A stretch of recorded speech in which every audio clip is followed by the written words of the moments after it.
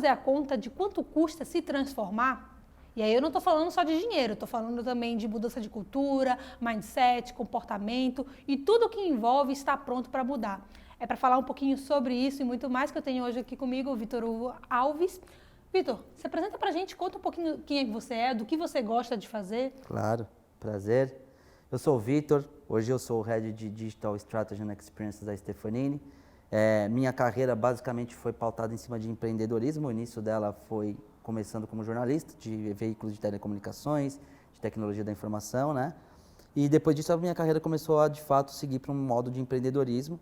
E aí, ao longo desse tempo, obviamente, eu vim interagindo com mindsets de design thinking, mindsets de inovação, de exponential thinking, para, de fato, começar a ajudar a construção de empresas minhas e, obviamente, como consultor de mercado, ajudar as outras empresas a se adequarem a essas novas realidades que a gente vem lidando ao longo do processo, né? Porque a gente sabe que a gente vem passando por um processo muito completo de transformação e eu venho tentando me adequar a ser um cara que pode ser um consultor de empresas, ser uma pessoa que pode ajudar as empresas e as pessoas a se transformarem e estarem mais adequados a esse novo mundo que a gente vem pela frente. Agora voltando à pergunta do começo, qual é o custo de se transformar hoje? Ele é grande.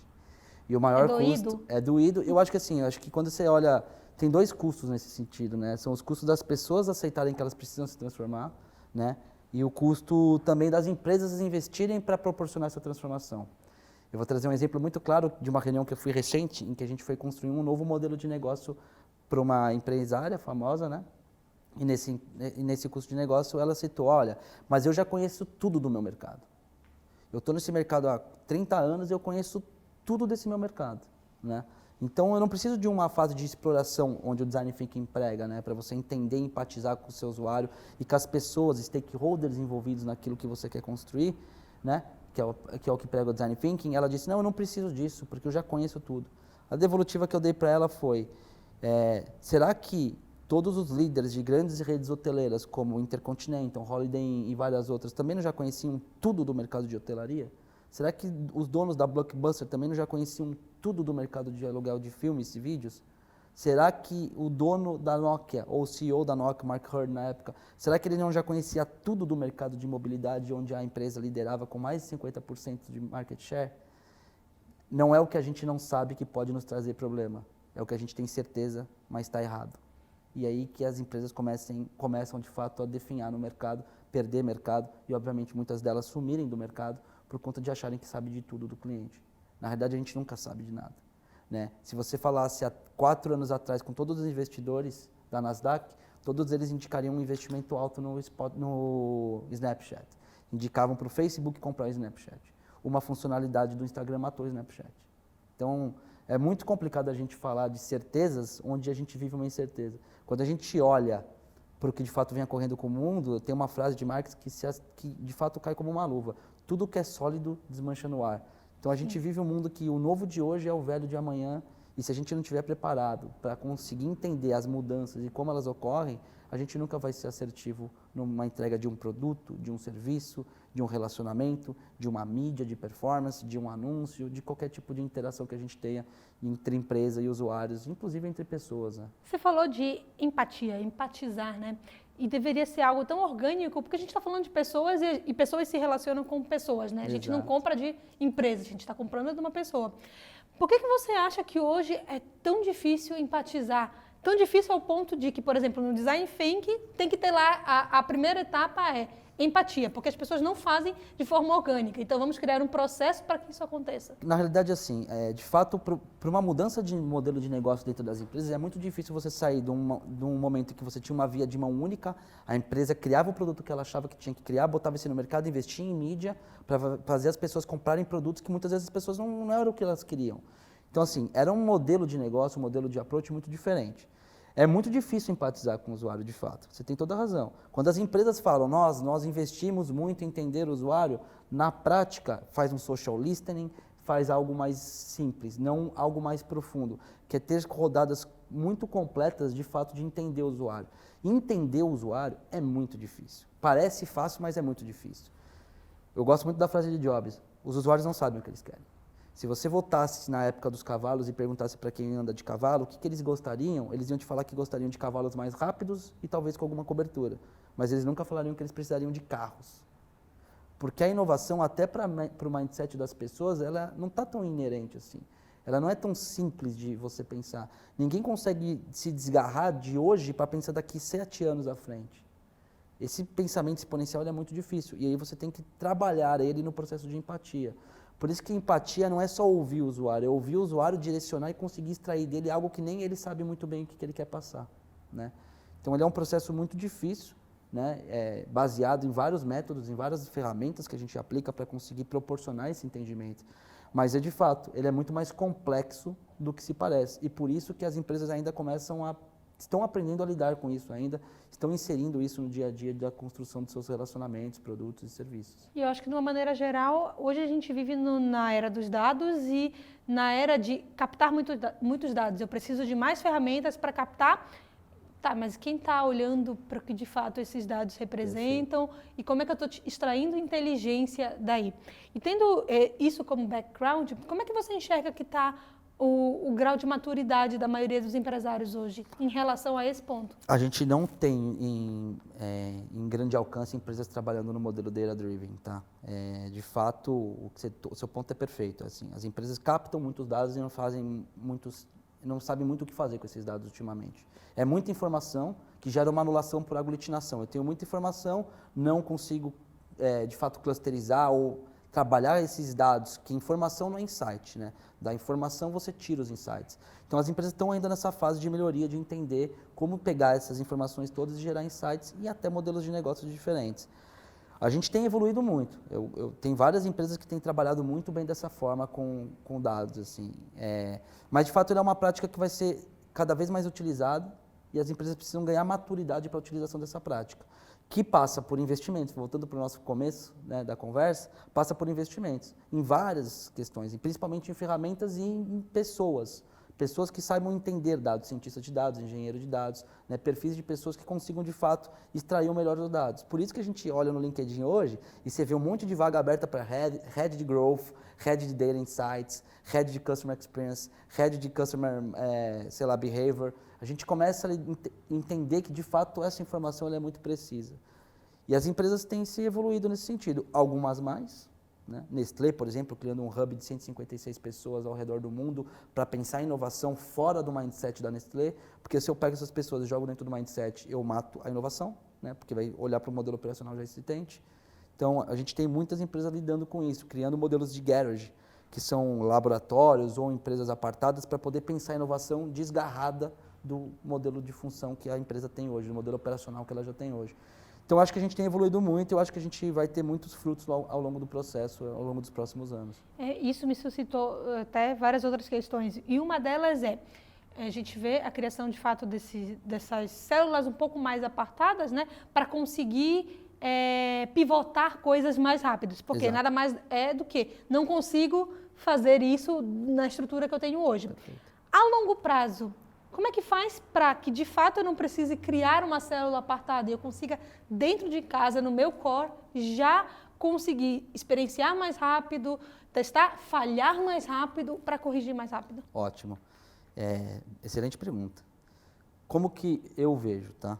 Que aí seria o caminho mais ideal. A gente não vai conseguir mudar grandes transatlânticos, mas a gente consegue quebrar esses grandes transatlânticos em pequenas lanchas, né? Se você tem 300 pessoas lá, você sabe que você tem um transatlântico para carregar aquelas 300 pessoas. Mas se você sabe que também é uma conta básica de quantas lanchas eu preciso para carregar as mesmas 300 pessoas. A diferença é que a lancha consegue mudar a rota dela de maneira muito mais rápida, chegar nos pontos de maneira mais rápida e ser muito mais fácil. Qual que é o grande motivo que as empresas têm investido nesse modelo de garagem e que deve reverberar para o resto dos próximos tempos? Você constrói um modelo totalmente apartado, com um novo mindset, com novos modelos operacionais, criando, de fato, uma cultura aqui dentro que já nasce digital por default, já nasce inovadora por default. Ao passo que você tem um processo de transformação cultural das pessoas que tem aqui, dentro desse transatlântico. Então, você tem um modelo de garagem e a empresa funcionando no modelo dela normal aqui. Você vai ter que mudar essa cultura. Essa mudança de cultura, ela passa por vários processos. Um primeiro processo de entendimento, qual é a maturidade digital que eu tenho, de fato, dentro dessa estrutura.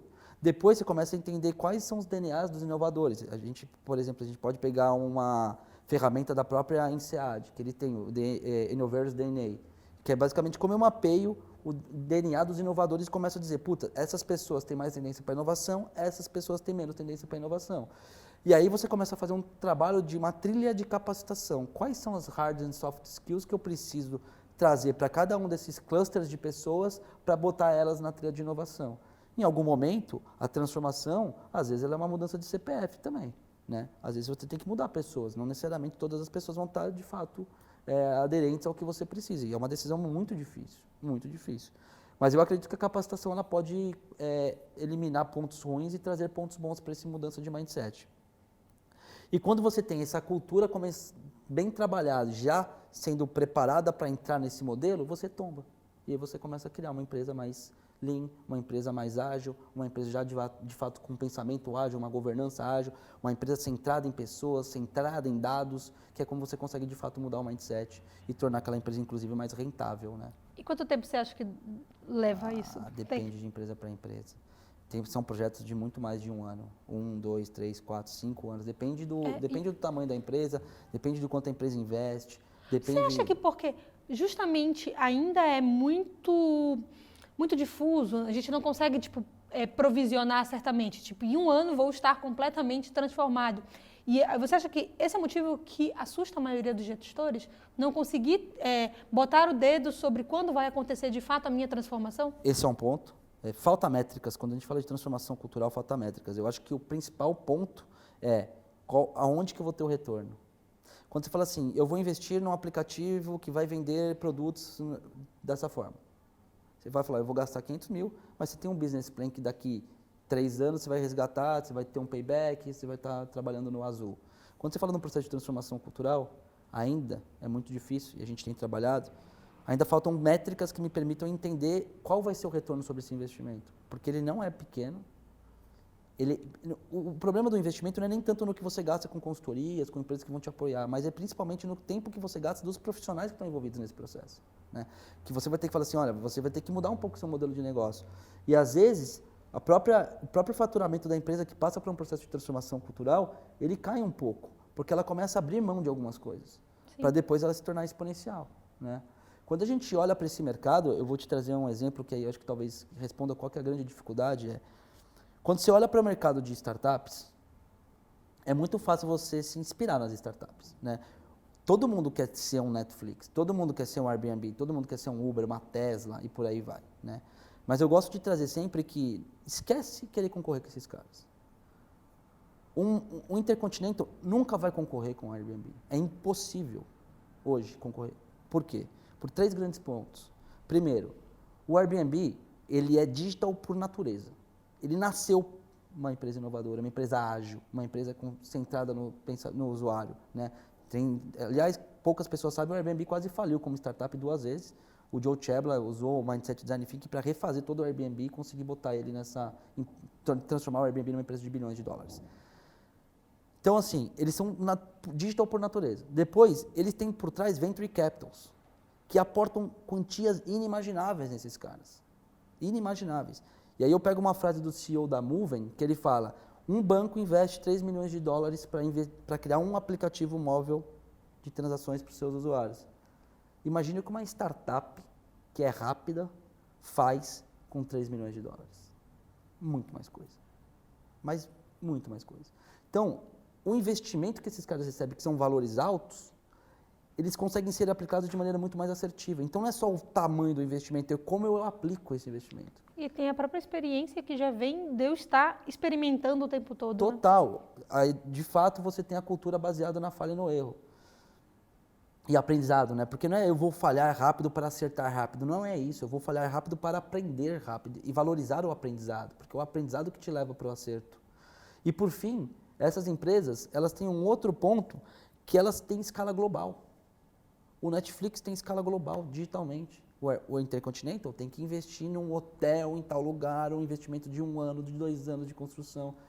Então, essa soma de fatores torna-se impossível para as empresas conseguirem concorrer de igual para igual com essas startups. O que eu sempre tento trazer? Todo mundo gosta de futebol, ou quem gosta de futebol, é muito bonito ver o Messi jogar. Né? Putz, você olha para o Messi e fala, pô, o Messi é maravilhoso. Você olha para um Cristiano Ronaldo, você fala, puta, o Cristiano Ronaldo é maravilhoso. Para um Neymar. Só que só assistir o Messi, o Cristiano Ronaldo e o Neymar jogarem vai te fazer conseguir jogar igual a eles?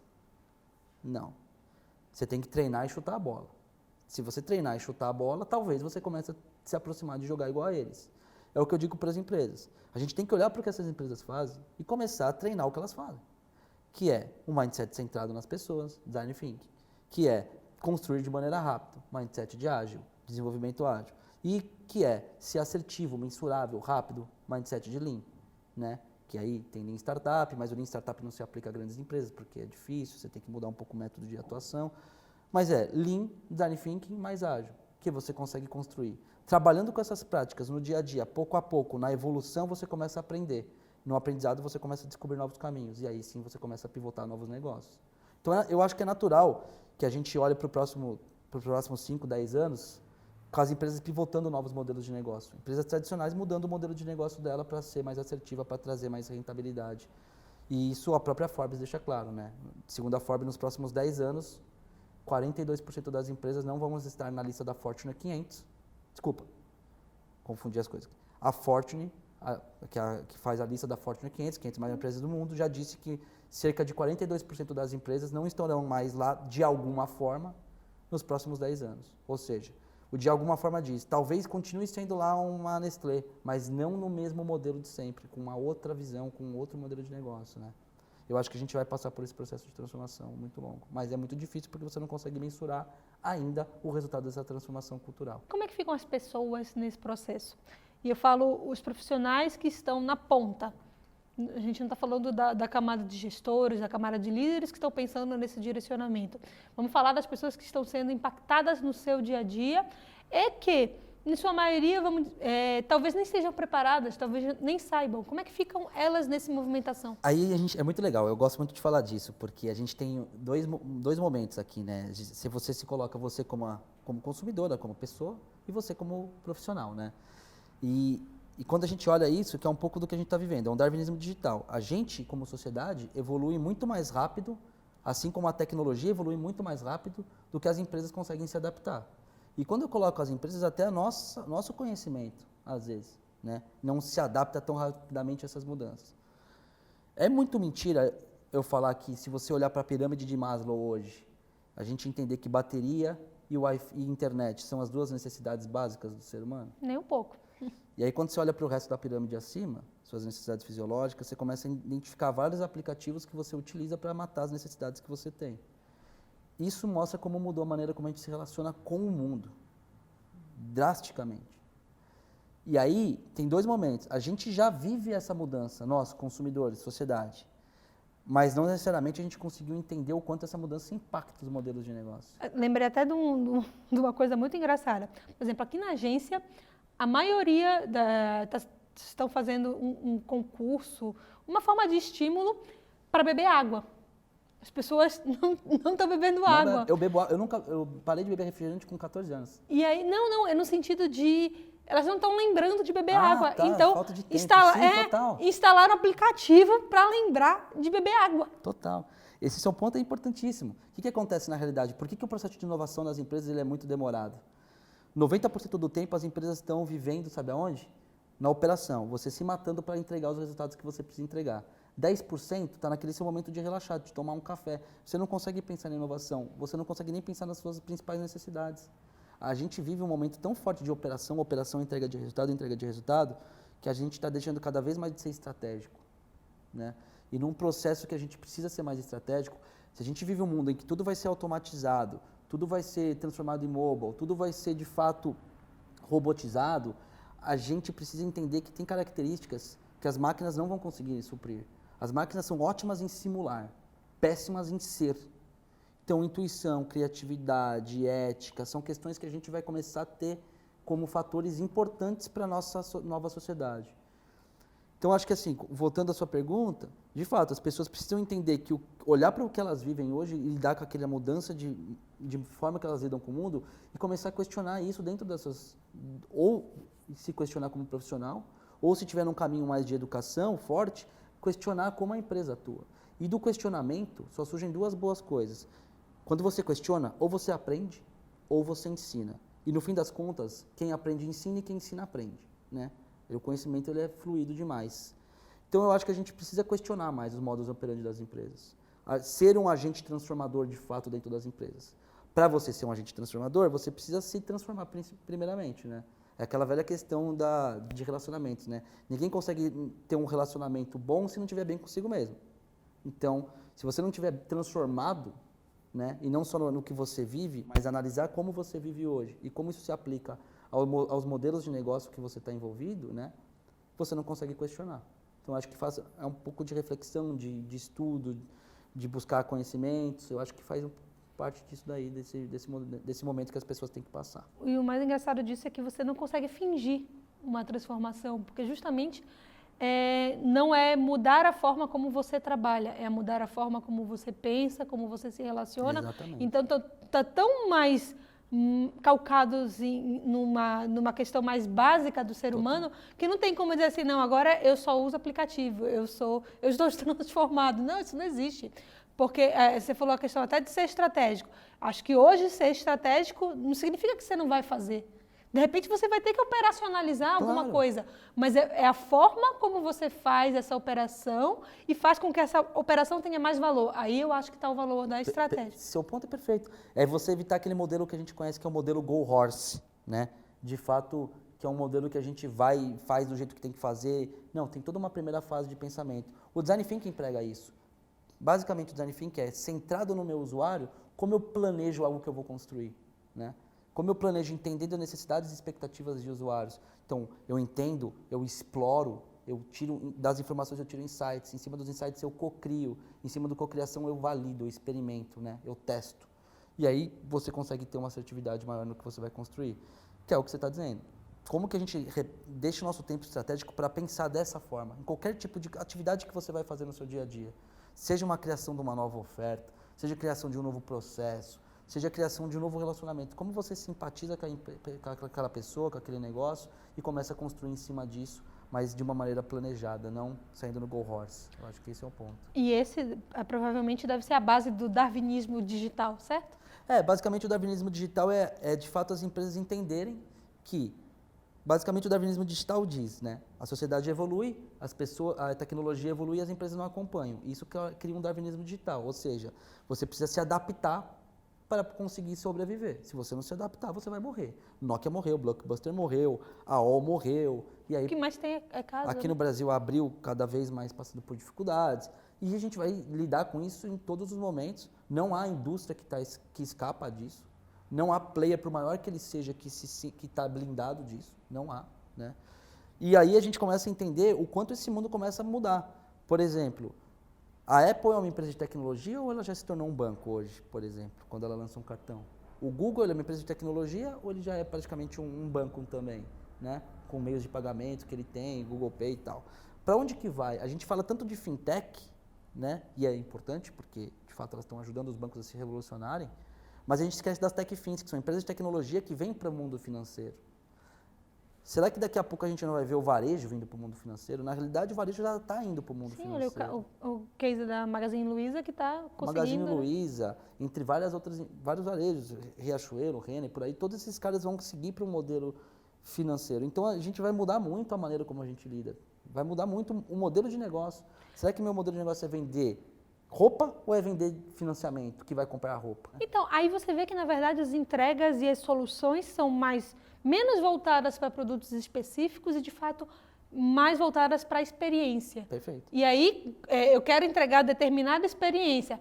Porque eu quero entregar determinada experiência, eu estou oferecendo uma roupa, eu estou oferecendo um financiamento, um seguro odontológico, um seguro antirroubo, e aí vai ramificando, né? Mas o cerne total de tudo é a experiência que eu estou dando para esse meu cliente, para esse meu par. Porque, na verdade, é isso, né? É isso, é experiência. Tem dois cases muito claros de como se vende experiência. Um que eu gosto muito de trazer aqui no Brasil, e a Starbucks, por exemplo. A Starbucks, ela vende experiência. Sim. Quer saber o quanto é fácil você entender o que a Starbucks vende experiência? Se você perguntar para 100 brasileiros se eles gostam de café, talvez 80, 90% vão levantar a mão e dizer que gostam. O gosto do café brasileiro é diferente do gosto do café norte-americano, das pessoas que gostam de café nos Estados Unidos. O café norte-americano ele é muito aguado. O café brasileiro, os brasileiros geralmente gostam de café mais encorpados. A Starbucks, ela vende um café norte-americano, mais aguado. Mas ela vive lotada, muito mais lotada que qualquer cafeteria. Isso mostra muito claramente que ela vende experiência. Por quê? Porque ela não está vendendo o café. Ela está vendendo você sentar numa poltrona bacana, né? Você ter uma reunião, você usar a internet. E quer ver como ela evolui nesse processo? Há 3, 4 anos atrás, você chegava e sentava na Starbucks e comprava um café, você não precisava nem comprar o café para ter internet, aliás, né? Hoje, se você não comprar, você não tem a senha para entrar na internet. Olha como ela transformou a experiência dela. Primeiro, ela usava a internet como gatilho para te trazer dentro da loja. Aí você ficava lá na loja, podia comprar ou não, mas ela te encantava com a experiência que ela oferecia. Ela mudou a regra do jogo hoje. Hoje, ela já te trouxe para dentro da loja. Ela já te convenceu que a experiência dela é maravilhosa. Hoje, ela fala, para você usar a internet, você tem que comprar. E você não compra para tomar o café, você compra para usar a internet. Tomando café. Eu sou o caso mais claro disso. Muitas vezes nem compro café. Eu compro um chá, eu compro uma água, eu compro qualquer coisa só para sair os... Eu acho que são 4, mas são 10 números deles para eu poder usar a internet. Então, olha como ela vende a experiência. Não é só a internet. A internet eu estou sendo muito simplista, mas é a poltrona confortável. O lifestyle de quem frequenta a Starbucks. E quer um outro, claro, caso que eu gosto muito de trazer, talvez... eu gosto muito de estudar a Coca-Cola. Eu acho que a Coca-Cola é uma empresa muito aderente ao mundo que a gente vive, assim, sabe? O Google cria formas de vender publicidade, mas 97% da receita do Google é de publicidade. A Coca-Cola cria formas de vender felicidade. Porque, para mim, se você dizer que a Coca-Cola vende um xarope preto, que faz mal, que derrete até plástico... Desentope-pia também. Desentope-pia, ela não vende isso. Ela vende felicidade. E a felicidade da Coca-Cola está atrelada muitas vezes a uma coisa, cor vermelha. Tanto é que, qual é o rótulo hoje da Coca Zero? Vermelho ainda. Vermelho. O preto vendia menos que o vermelho. A mudança não tem a ver com o rótulo. Ah, a cor, que eu prefiro cor. A mudança tem a ver que quando você compra Coca-Cola, você compra a felicidade. E a felicidade está atrelada ao vermelho. Todas as comunicações que a Coca-Cola faz são baseadas sempre de felicidade e usando o vermelho de fundo. Pode reparar. Por isso que a Coca-Cola adora fazer propaganda de Natal, por exemplo. Né? Com os ursos polares, inclusive, bem magros, né? Nunca vi urso polar magro, mas não tem problema. Mas é muito legal a maneira como ela lida com o mundo. E como ela vai evoluindo a comunicação dela, que está muito baseada no rótulo, né? Muito ainda baseada no rótulo, ela tem branding e tal, mas ainda o apego do consumidor está no rótulo, está na maneira do produto, como o produto é disposto na experiência, que faz as pessoas continuarem comprando Coca-Cola. Às vezes a gente conversando, né? As respostas parecem tão simples e a gente falha muito na execução e em tornar isso prático, né, e aplicável. Vitor, o que é essencial para ti? Cara, o que é essencial para mim?